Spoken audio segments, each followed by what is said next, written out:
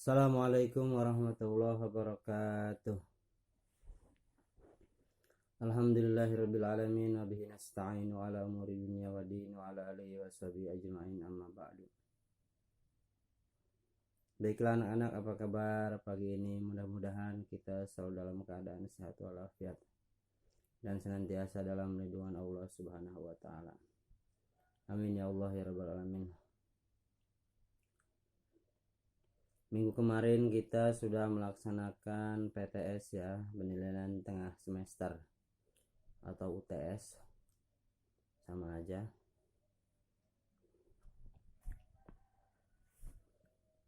Dari bab 1 sampai bab 2 dan sampai bab 3.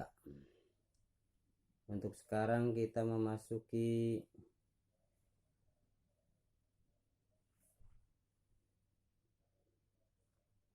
bab 4. Yang mana di bab 4 ini adalah membahas tentang zakat ya.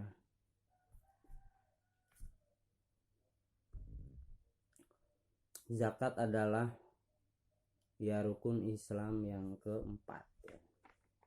Pertama syahadat, sholat, 3, zakat, puasa, haji.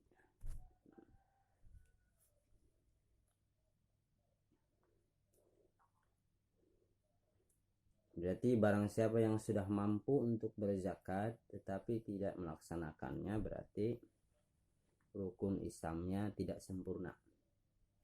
Islamnya tidak bisa dikatakan seperti itu ya. Tidak sempurna.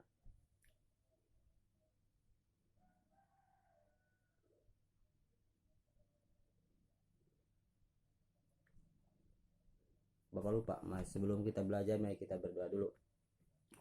A'udzubillahi minasyaitonirrajim. Bismillahirrahmanirrahim. Allahumma shalli ala sayyidina Muhammad wa ala ali sayyidina Muhammad. Rabbi zidni ilma warzuqni fahma ya Allah. Tambahkanlah ilmuku dan petinggikanlah kecerdasanku. Amin. Halaman 33, buku paket dibuka.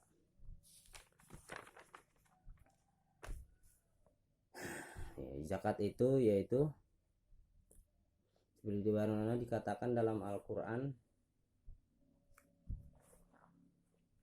wa aqimus shalah wa atuz zakah, dan dirikanlah sholat dan berikanlah zakat.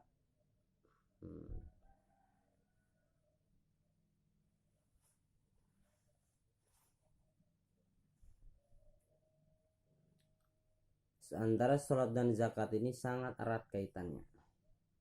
Bahwasanya bahkan disebutkan dalam suatu hadis, orang yang sholat saja tidak berzakat maka sholatnya tidak diterima. Kalau dia sudah nisab tetapi dia nggak suka zakat, maka ibadah sholatnya juga tidak terima.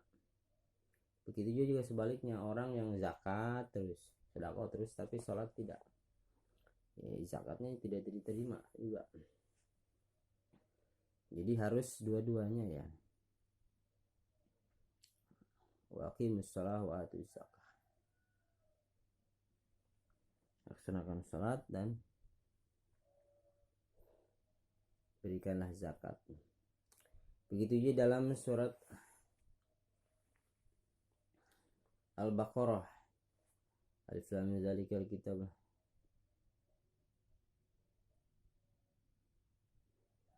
dalam membahas ciri-ciri orang bertakwa. Salah satunya ciri orang yang bertakwa adalah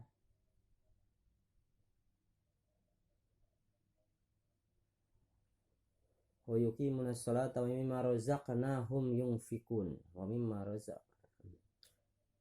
dari kita bilang riba badalun alladzina yu'minuna bil ghaibi wa yuqimunas sholata wa mimma razaqnahum yunfikun.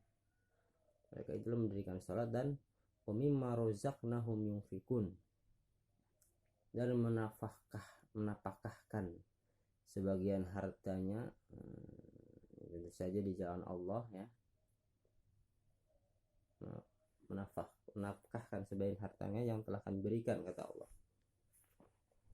Ya, itu salah satunya adalah yang paling wajib adalah zakat ya.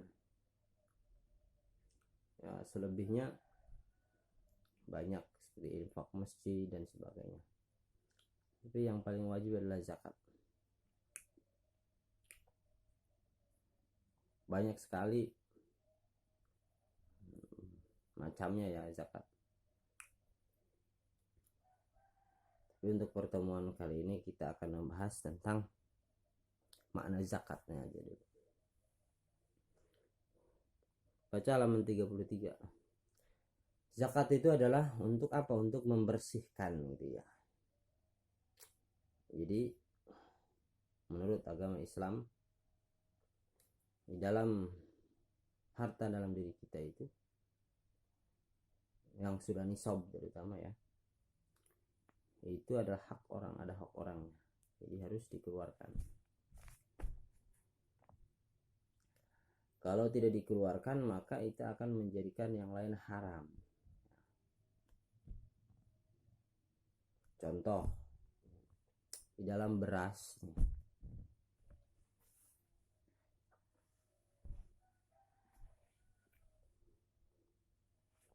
misalnya dalam satu bak ember ada beras, tiba-tiba di situ adalah ada cicak busuk mati di situ. Seandainya kita biarkan saja, maka beras yang banyak itu akan kena bau semua, akan rusak semua. Maka kita harus ambil cicak bangga itu biar yang lain terselamatkan. Begitu juga harta menurut pandangan Islam.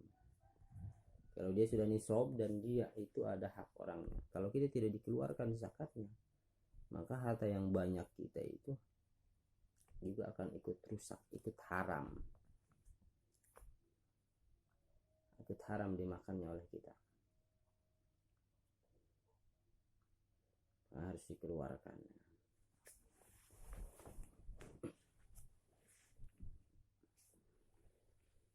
Itulah yang namanya zakat.